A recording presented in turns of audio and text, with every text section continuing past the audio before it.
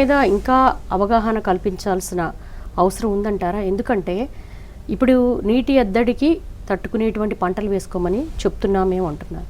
కానీ రైతుకి అసలు కనీసం మొబైల్ లేని రైతులు కూడా ఉన్నారనేది మనం చూస్తున్నాం. అలాంటి వాళ్ళకు వరి పండించడమే తెలుసు. ఇతర ప్రత్యామ్నాయ పంటలు అనేసరికి మళ్ళీ కొత్త ఈ ప్రాక్టీస్ ఏంటి అనేది భయం ఉంటుంది. ఎందుకంటే వాళ్ళకేమి మనం పుస్తకాల్లో అయితే పాఠాలు చదువుకుంటాం, కానీ రైతులకు అలా కాదు కదా, అనుభవం ద్వారా వస్తుంది ఏదైనా సరే. అలాంటి వాళ్ళలో ఇంకా అవగాహన పెంచాల్సిన అవసరం ఉందా?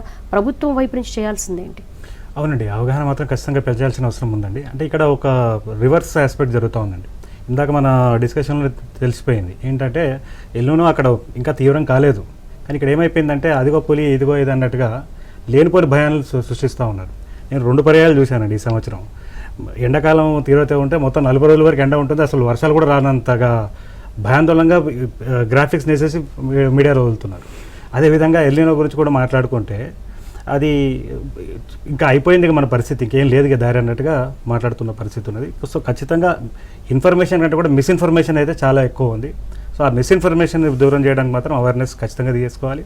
అండ్ ఇంకోటి ఎల్నినో గురించి కూడా మాట్లాడుతానండి. ఇప్పుడు లాస్ట్ ఇయర్ లానీనా, నేను ఏప్రిల్ మంత్లో ఎల్నినో గురించి ఫస్ట్ ఆర్టికల్ రాగానే నేను కొంతమంది ఇస్రో సైంటిస్ట్తో మనం మాట్లాడాను.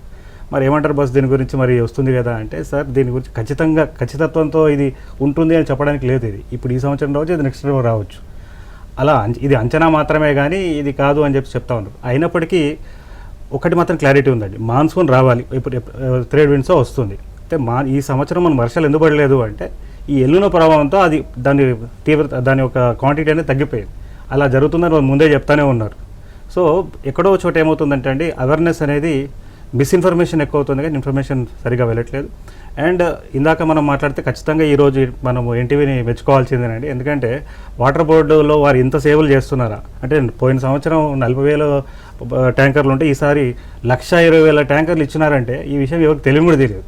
సో ఆయన సూచిస్తూనే ఉన్నారు ఇంకుడు గుంతలు కావాలి అని చెప్పి. సో డెఫినెట్గా మీ ద్వారా నేను కోరుతుంది ఒకటే, ఎంతో కొద్దో అంటే వాళ్ళు వర్షం పూర్తిగా రాలేదని అనట్లేదు, ఇంతసేపు అని మాట్లాడుతున్నా కూడా థండర్ స్టార్మ్ కావచ్చు. ఇంకోటి నాకు ఒక ఆశ ఉండిందండి ఇక్కడికి వచ్చేంత వరకు కూడా, ఏంటంటే ఎల్నినో ఇలా వస్తుంది, సముద్రంలో ఒక వాటర్ టెంపరేచర్ ఇంక్రీజ్ కావడం ఎల్నినో వస్తుంది. ఆ వాటర్ టెంపరేచర్ ఇంక్రీజ్ కావడం వల్లనే మనకి గత సైక్లోన్ కాలం అనేది ఒకటి వచ్చిందని చెప్పాను మీకు. సో ఇప్పుడు ఆ సైక్లోన్ కాలం మీద కూడా పెద్దగా ఆశ పెట్టుకోలేమో అని అనిపిస్తుంది. అయినప్పటికీ సైక్లోన్స్ వస్తాయి వారు అంటున్నారు. సైక్లోన్స్ కూడా అంటే మనం హుదూద్ లాంటి తుఫాన్లు అవన్నీ చూసాం, అదే కాకుండా అరేబియన్ సీలో కూడా తుఫాన్లు చూసాం. సో ఎక్కడో ఒక చోట నేచర్ మనకి కొద్దో ఒక సహకారం ఇస్తుంది. అయితే ఆ వచ్చే కొద్ది నీరు అయినా సరే ఒడిసి పట్టుకోవడానికి ఇంకుడు గుంతలు పెద్ద స్థాయిలో మనము వేసుకోవాల్సిన మార్గమే ఒకటి ఉందని నేను అనుకుంటున్నాను.